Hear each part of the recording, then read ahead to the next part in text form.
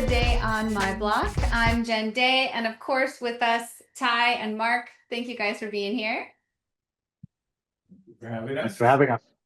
Yes. So, what I wanted to ask you guys about today is something fascinating because there's so many options when you're bringing a new asset, a new opportunity to the world. So, um, between the two of you and your team from myBlock, you made the decision to build on Solana, which is a layer one smart contract on the blockchain.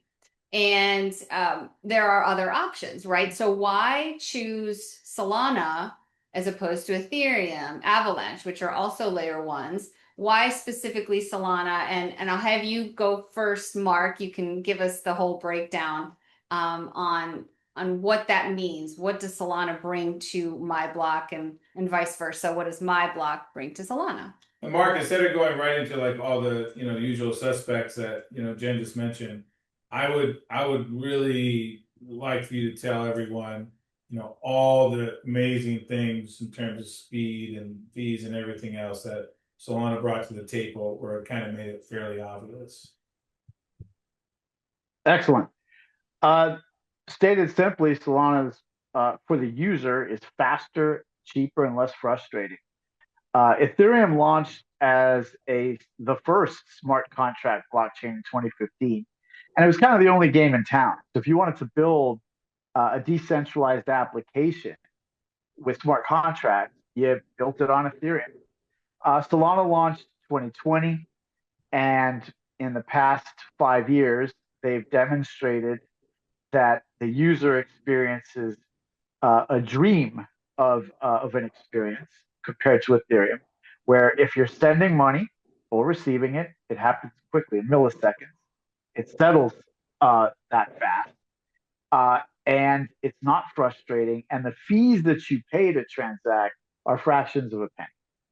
Ethereum has these benefits have eluded Ethereum over the years. It's expensive to use, it's very slow, and it's cumbersome. It's just not zippy and fun. You have to almost be a tech.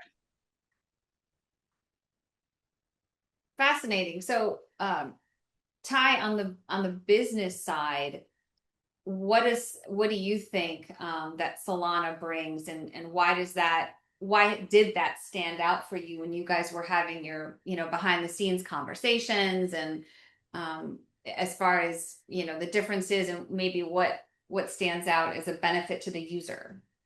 Yeah, well, there's going to be two major factors that I saw. One was, from a technical perspective, you and Mark beat this over my head with, you can't have a replacement for speed. So the last thing you want to do is have the user experience. They're sitting there and they're waiting and they're trying to figure out what's going on. Second thing, which is near and dear to my heart, is fees, right? And when you're and from a real estate perspective, it will be our goal as a provider, as a brokerage, to lower the fees, the user experience, right? So what we don't want is to overload in this case, buyers who come to the sites to come in and pay more money than they need to, right? So Everybody's worried about how it affects their pocket. yeah, What's their bottom you line? want to make it a great user experience. So we're going to make all of our decisions predicated on the user experience. And there's an old saying, eat your own dog food, right? So we use this stuff. Mark and Gil, they use it a lot more than I do. They're on it every day. And so, I mean, that's the most important aspect. Mark, for me, though, what I'd like to talk a little bit about, and this will help expand more to Jen's question, is can you talk a little bit about what Solana is doing here in LA next week? I think it's Monday they're coming in, right? Or Sunday. Accelerate. Yeah. And here we are, September 4th. I got to go a little football because that's our sport here in this country. It's not, soccer's coming, and it's not cricket in other parts of the world. I know that. But tonight was NFL kickoff for the year, and I'll watch it later because I recorded that. Cowboys, Eagles. I don't like either team. Patriot fan here. But yeah, Patriots are making a comeback this year. Here we go. But Wow. my point is they're coming in here on Sunday and Monday, and don't tell all my friends because they'll make fun of me, but I'm going to be at the Solana conference. And so can you kind of go through that and tell us a little bit about why that conference is so important? It's an unbelievable time for Solana right now. As we gaze toward the end of the year, they're going to have a massive conference in Dubai called Breakpoint.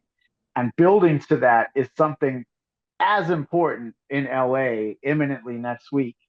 Um, Jen 3 days. teaches us 3 days. 3 days. Yeah. Jen teaches us that timing is everything. And what Solana, among the many things going on in Solana, first of all, they just did an upgrade so that their transaction times and times to settle are even faster, mind-blowingly fast. Number two is they just released the Seeker phone. The Seeker phone is a phone that Solana created. Now, the first phone they created was 2 years ago called the Saga phone.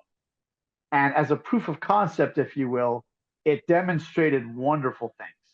And now here comes their second phone, the Seeker phone. What are the wonderful things about the Seeker phone that the Saga phone already proved to us will happen? Number one is if you want to hold your cryptocurrency in self custody, in your own storage, right? You don't want it on Coinbase. There's obviously a security issue there. You could use the usual devices like a Ledger or a Trezor, or you could use the Seeker phone, which has unbelievable security. The founder of Solana, his background is tech. He worked at Qualcomm in San Diego for years and years. And so he has that DNA. And they built a phone that has a completely different hardware configuration so that your keys are secure.